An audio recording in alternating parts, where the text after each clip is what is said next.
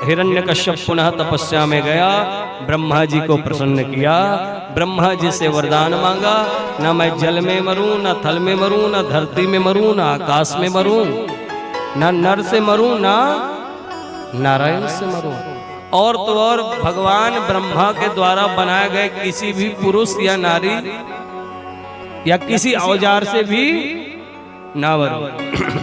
अब इतना वरदान जिसको मिल जाए वो खुद ब्रह्मा बन ही जाएगा।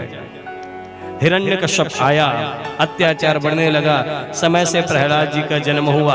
और बीच में जब हिरण्यकश्यप तपस्या में थे तब कयाधु को इंद्र लेकर के जा रहे थे कि मेरे दुश्मन का बच्चा पल रहा है करके, तो नारद जी ने बचाया था और कयाधु को अपने आश्रम में रख करके उसे भागवत का उपदेश दिया था। जब कोई माँ गर्भवती हो, जब कोई बहन गर्भवती हो, तो उस समय गर्भ के भीतर बालक हर वो चीजों को श्रवण करता है जिसे आप श्रवण करते हैं।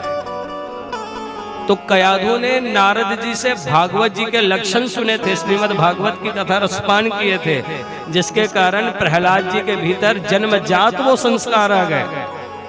हिरण्यकश्यप आया, आकर के प्रहलाद को गले से लगाया, प्रहलाद से पूछा बेटा बताओ इस दुनिया में सबसे शक्तिशाली कौन है? तो प्रहलाद ने क्या कहा कि पिताश्री दुनिया में सबसे शक्तिशाली केवल एक ही है, उसका नाम क्या है? नारायण। हिरण्यकश्यप ने कहा ये तो मेरे दुश्मन का नाम लेता है। कयाधु के बोले सुन, ये क्या सुन रहा हूं मैं? बोले स्वामी मैंने कुछ नहीं कहा। बोले इसको गुरुकुल भेजा जाए। गुरुकुल के आचार्यों को पहले से कह दिया था ये सुन लो, ये मेरा बेटा है और इसको केवल मेरा राक्षसी वाला उपदेश देना, बाकी कोई धर्म का उपदेश मत देना।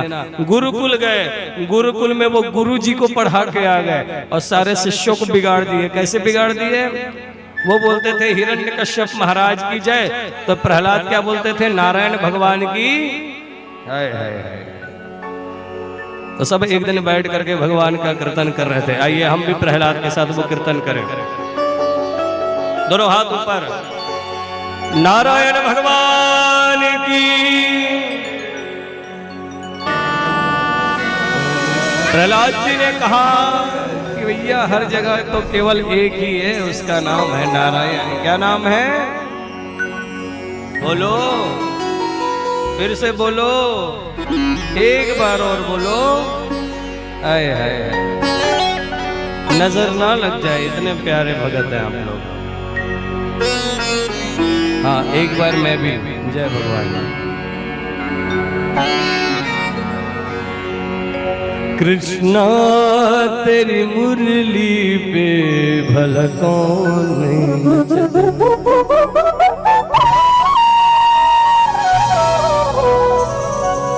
कृष्णा तेरी मुरली पे। तो पहाड़ से नीचे फेंका गया, हाथी के पैर से कुचलाया गया, सर्प का विष पिलाया गया, लेकिन प्रहलाद मरा क्या? कि जाको राखे साइया, ओ साइया मार सके न को।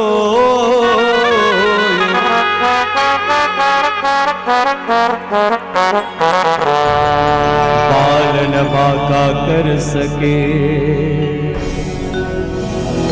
जो जग बैरी।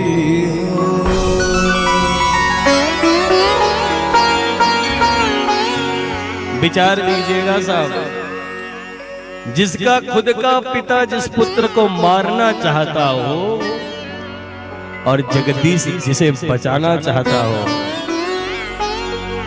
भगवान ने केवल जन्म देने का अधिकार दिया है, मारने का अधिकार नहीं दिया है। वो तो केवल उस जगदीश के पास है जिसने पूरी सृष्टि की रचना करके रखी है। जैसे राष्ट्रपति के पास वो पावर होता है कि किसी को फांसी की सजा हुई हो और राष्ट्रपति लिख दे कि इसको कैंसिल किया जाए, रद्द किया जाए, तो उसकी फांसी की सजा माफ हो जाती है। ऐसा पावर भगवान अपने पास लेकर के रखे कि मेरा कोई भगत यदि परेशानी में हो तो उसको ठीक करने की जिम्मेवारी किसकी? मेरी। प्रहलाद ने कहा भगवान सुन, आ गया दर पे तेरे तुम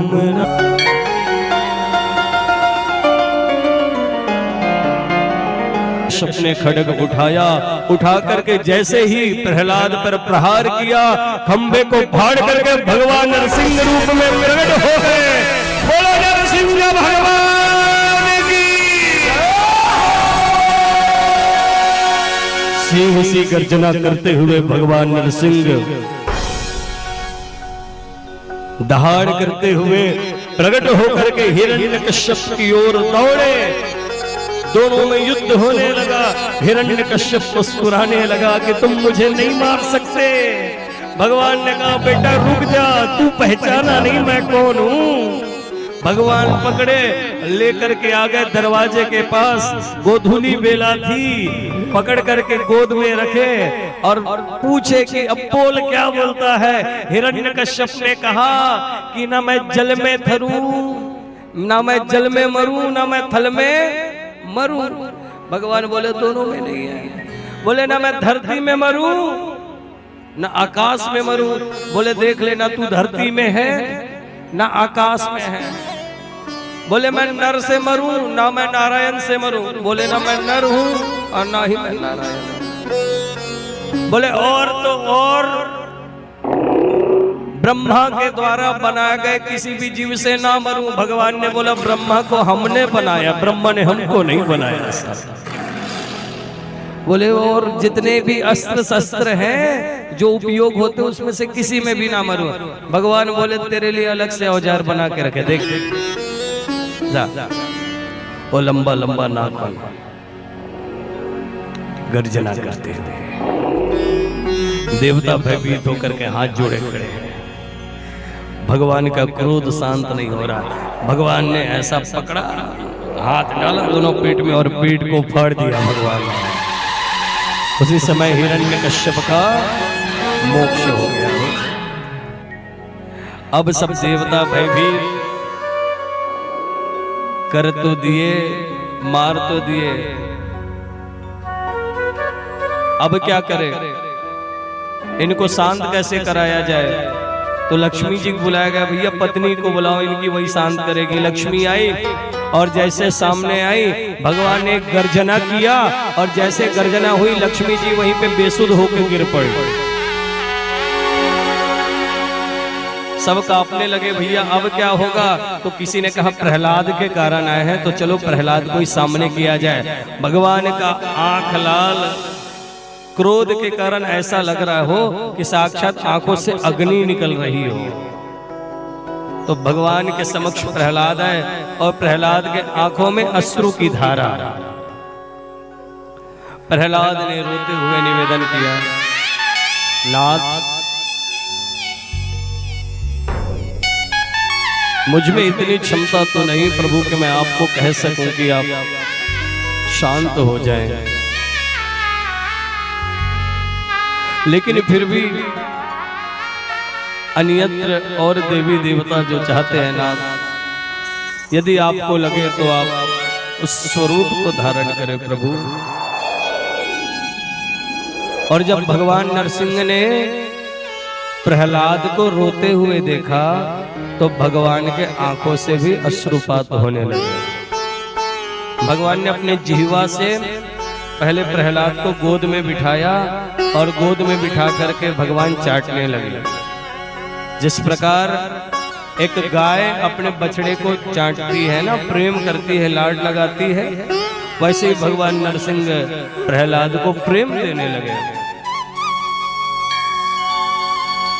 भगवान ने कहा प्रहलाद तूने मेरे कारण बहुत दुख सहा है, तेरी श्रद्धा मुझ पर अटूट थी। प्रहलाद तू मांग, तू जो मांगेगा सो मैं दूंगा।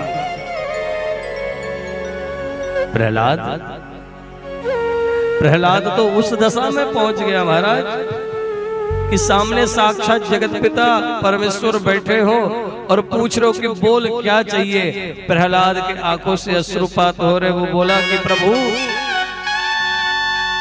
जिसके सामने जगत को चलाने वाला जगदीश्वर आ जाए नाथ, जगत पिता परम पिता परमेश्वर आ जाए नाथ, उसके बाद उसके अंदर और कोई इच्छा नहीं रह जाती। तुलसी बाबा ने भी